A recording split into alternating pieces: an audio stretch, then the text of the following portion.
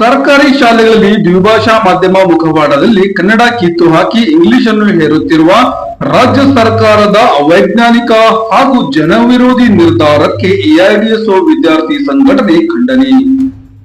ರಾಜ್ಯದ 4,404 ಸರ್ಕಾರಿ ಪ್ರಾಥಮಿಕ ಶಾಲೆಗಳಲ್ಲಿ 1ನೇ ತರಗತಿಯಿಂದಲೇ ಆಂಗ್ಲ ಮಾಧ್ಯಮವನ್ನು ಪ್ರಾರಂಭಿಸಲು ರಾಜ್ಯ ಸರ್ಕಾರ ಆದೇಶಿಸಿದೆ. ಎಲ್ಲಾ ಜಿಲ್ಲೆಗಳಲ್ಲಿ ಈಗಾಗಲೇ ಸರ್ಕಾರಿ ಶಾಲೆ ಶಿಕ್ಷಕರಿಗೆ ಆಂಗ್ಲ ಮಾಧ್ಯಮ ತರಬೇತಿ ನೀಡಲಾಗುತ್ತಿದೆ. ಸರ್ಕಾರವು ಇದನ್ನು ದ್ವಿಭಾಷಾ ಮಾಧ್ಯಮ ಎಂದು ಕರೆಯುತ್ತಿದ್ದರೂ ಇಂಗ್ಲಿಷಿನಲ್ಲೇ ಪಾಠ ಮಾಡಬೇಕೆಂದು ಹಲವೆಡೆ ಶಿಕ್ಷಕರಿಗೆ ನಿರ್ದೇಶನ ನೀಡಲಾಗುತ್ತಿದೆ. ಕೆಲವು ಶಾಲೆಗಳಲ್ಲಿ ಜೂನ್ನಿಂದ ಕನ್ನಡ ಮಾಧ್ಯಮ ಇರುವುದಿಲ್ಲ, ಬದಲಿಗೆ ಕೇವಲ ಆಂಗ್ಲ ಮಾಧ್ಯಮಕ್ಕೆ ಪ್ರವೇಶ ನೀಡಲಾಗುತ್ತಿದೆ ಎಂದು ಪಾಲಕರಿಗೆ ತಿಳಿಸಲಾಗಿದೆ. ಇದು ಅಕ್ಷಮ್ಯ. ಸರ್ಕಾರದ ಈ ನಡೆಯನ್ನು ಎಐಡಿಎಸ್ಒ ಅತ್ಯುಗ್ರ ಪದಗಳಲ್ಲಿ ಖಂಡಿಸುತ್ತದೆ. ಮಗುವಿನ ಸಮರ್ಪಕ ಬೌದ್ಧಿಕ ಮತ್ತು ಮಾನಸಿಕ ವಿಕಾಸಕ್ಕೆ ಕನಿಷ್ಠ 5ನೇ ತರಗತಿಯವರೆಗೂ ಮಾತೃಭಾಷೆಯಲ್ಲಿ ಶಿಕ್ಷಣ ದೊರೆಯಬೇಕು.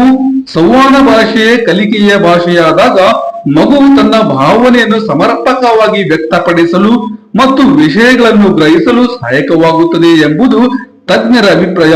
ಈ ಅಭಿಪ್ರಾಯವನ್ನು ಸರ್ಕಾರ ಗಾಳಿಗೆ ತೂರಿದೆ. ಕೂಡಲೇ ಈ ಅವೈಜ್ಞಾನಿಕ ನಿರ್ಧಾರವನ್ನು ಹಿಂಪಡೆಯುವಂತೆ ಎಐಡಿಎಸ್ಒ ಆಗ್ರಹಿಸುತ್ತದೆ. ಸರ್ಕಾರವು ಅತ್ಯಂತ ಅಪ್ರಜಾತಾಂತ್ರಿಕವಾಗಿ ಕನ್ನಡದ ವಿದ್ಯಾರ್ಥಿಗಳಿಂದ ಕನ್ನಡ ಭಾಷೆಯನ್ನೇ ಕಿತ್ತುಕೊಳ್ಳುತ್ತಿದೆ.